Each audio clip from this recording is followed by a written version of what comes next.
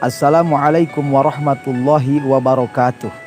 Alhamdulillah wassalatu wassalamu ala Rasulillah Muhammadin ibni Abdillah wa ala alihi wa ashabihi wa tabi'ina wa tabi'i tabi'ina wa man tabi'a sunatalahu wa jama'atah min yaumina haza ila yaumin nahdoh, amma ba'du.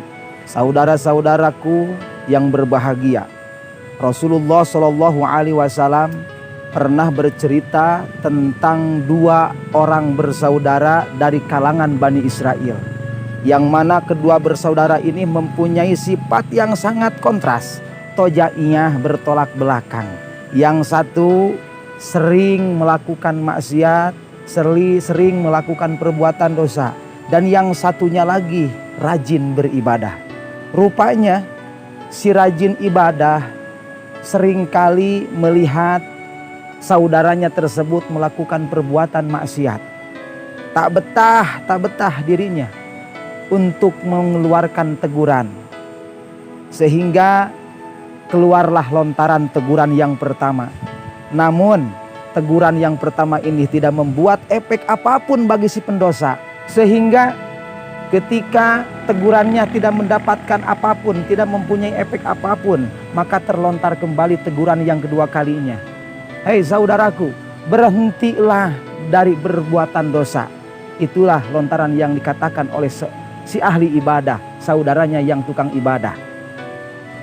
Namun apa yang diucapkan oleh si pembuat dosa, si tukang ahli maksiat? Dia berucap, pergilah kau, biarkan aku bersama Tuhanku. Apakah engkau diutus untuk selalu mengawasi diriku?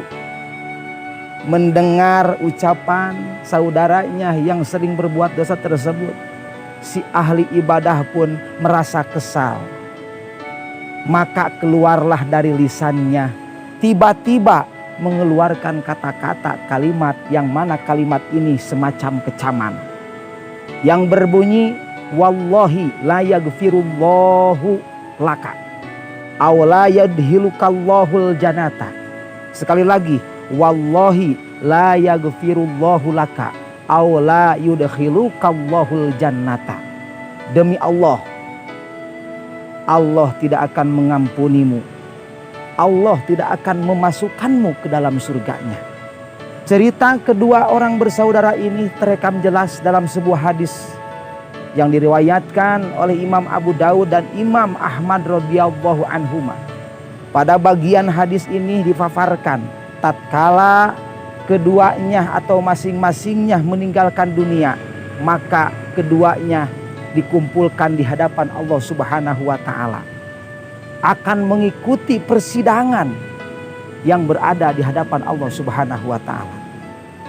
Allah pun berkata kepada si ahli ibadah, hei ahli ibadah, apakah kamu sudah tahu tentang diriku? Dan apakah kamu sudah mempunyai kemampuan tentang apa-apa yang ada dalam genggamanku? Kemudian drama persidangan ini terus berkelanjutan, dan akhirnya tiba pada titik kesimpulan terakhir, yang mana kesimpulan persidangan ini mengejutkan sekali. Saudara-saudaraku rahimakumullah, Allah Subhanahu wa ta'ala berkata kepada si pembuat dosa, kepada saudara yang sering melakukan perbuatan maksiat, perkataan Allah pun, pergilah dan masuklah kau ke surgaku dengan rahmatku. Sementara perkataan Allah kepada ahli ibadah, Allah berkata, hei malaikat, giringlah dia menuju ke neraka. Finis persidangan yang sangat mengejutkan. Seringkali ahli ibadah kita asosiasikan sebagai orang yang akan masuk surga, tapi ternyata dalam hadis di atas sebaliknya. Justru orang yang sering melakukan perbuatan dosa mendapat kenikmatan surganya Allah Subhanahu wa ta'ala. Saudara-saudaraku rahimakumullah, kenapa demikian? Karena nasib kehidupan akhirat sepenuhnya berada dalam hak prerogatifnya Allah Subhanahu wa taala. Sekali lagi, nasib kehidupan akhirat itu sepenuhnya berada dalam hak prerogatifnya Allah Subhanahu wa taala. Sementara manusia pada hakikatnya tidak akan mampu, tidak akan bisa memvonis atau menghakimi seseorang atau sekelompok lain bagian dari kelompok kafir atau bukan, mendapatkan rahmat atau mendapatkan laknat, atau masuk neraka atau masuk surga. Manusia tidak punya kewenangan untuk itu. Tak ada alat ukur apapun yang mampu mendeteksi hati dan keimanan seseorang secara pasti. Manusia hanya mampu mendeteksi lahiriahnya saja. Urusan akhirat, urusan hati, urusan keimanan, dan urusan kehidupan nanti, itu urusan kewenangan hak, semuanya ada dalam pada Allah Subhanahu wa taala.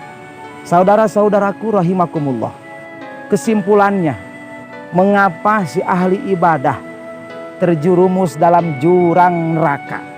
Karena si ahli ibadah melakukan beberapa kesalahan, yang diantaranya satu, si ahli ibadah berani atau lancang mengambil wewenang Allah Subhanahu wa taala selayak dirinya sebagai Tuhan, sehingga membuat atau menuding kepada orang lain, kepada saudaranya tersebut, bahwa saudaranya tidak akan pernah mendapat ampunan dari Allah dan tidak akan masuk ke surganya Allah. Selayaknya seorang Tuhan menghakimi, memvonis orang lain, itu adalah hal yang membuat dia masuk ke neraka. Nauzubillah summa nauzubillah.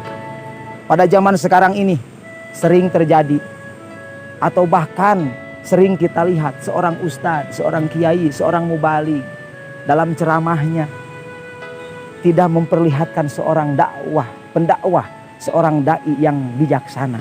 Seringkali ada para dai, para pendakwah yang selalu mencaci, menghina, mengejek orang lain, bahkan berani memvonis bahwa orang lain kafir, berani memvonis bahwa perlakuan orang lain itu adalah bid'ah dan lain sebagainya. Mudah-mudahan kita tidak tergolong terhadap hal yang tersebut.